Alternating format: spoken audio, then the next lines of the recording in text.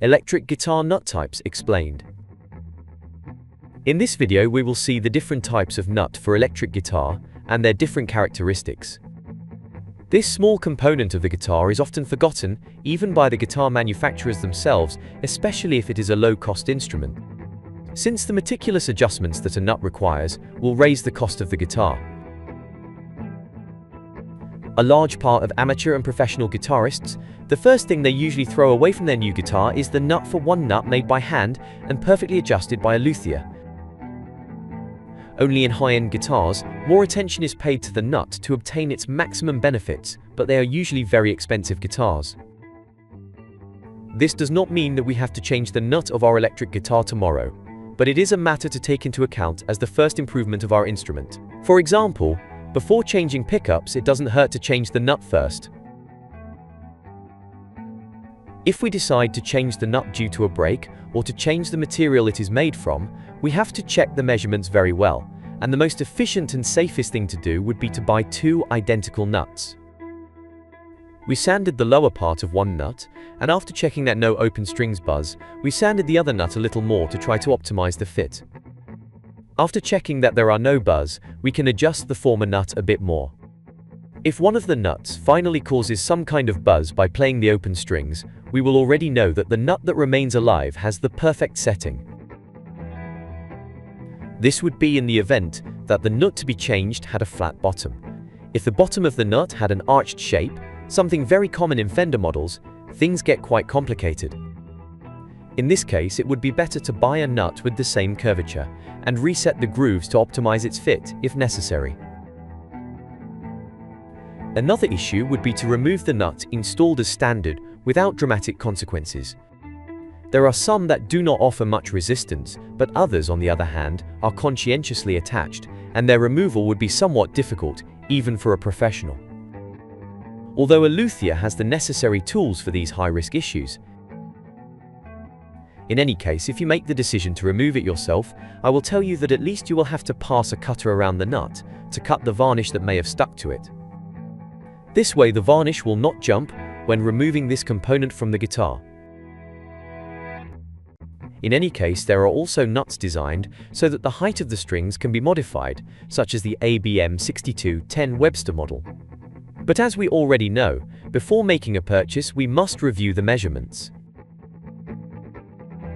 The same previous method can also be applied to adjust the height of acoustic guitar saddles, since this piece usually comes standard at an excessive height by decree.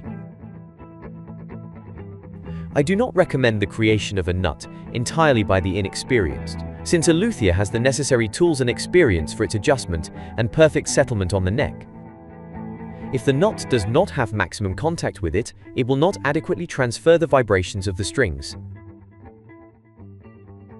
In addition, the placement of a nut by an expert is not usually too expensive, except for those made of bronze, as it is a more complex material to work with.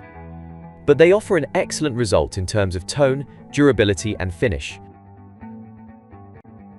A nut requires a perfect fit. If the grooves on the strings are too deep, the strings buzzing when played open, and if they are too high, it will make it difficult to handle the instrument. Another issue would be the construction material of the nut, generally found in plastic materials in series guitars. These materials resemble the characteristics of bone, but of course, it is not the same simply because they are different materials. Even the bone should be from an animal of a certain age, with the bones fully developed and calcified, and not from a young animal.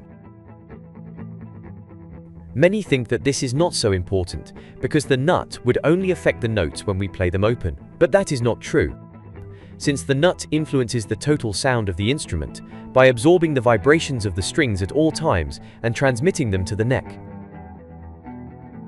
This would be more noticeable with a bronze nut, with bronze offering a distinctly brighter hue than other materials. Let's listen to an audio sample.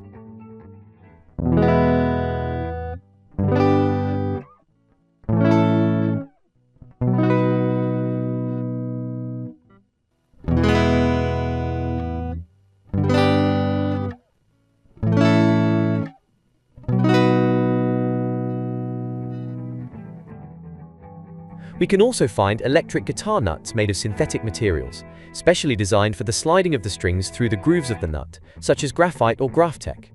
The latter is composed of graphite mixed with Teflon to obtain a greater glide.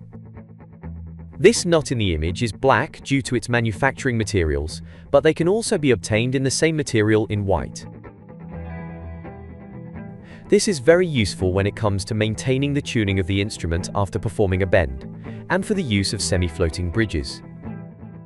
Obtaining the maximum performance of this type of bridge, with this style of nuts accompanied by locking tuning pegs. Since the tremolo bridge loosens the strings, and the locking tuners will prevent any possible slippage. Bone is not as slippery as these materials, but the solution is to lubricate the grooves of the nut with lubricants such as micro-Teflon or nut sauce. In metal nuts for electric guitar, we can find bearings to facilitate this sliding, as in the Fender LSR roller nut. To completely avoid the problem of strings slipping through the nut grooves, we have locking nuts that mount Floyd Rose-style bridges. In this way, the matter is completely settled by blocking the strings to the nut once in tune. Then we will adjust the tuning of the guitar through the fine tuners of the bridge.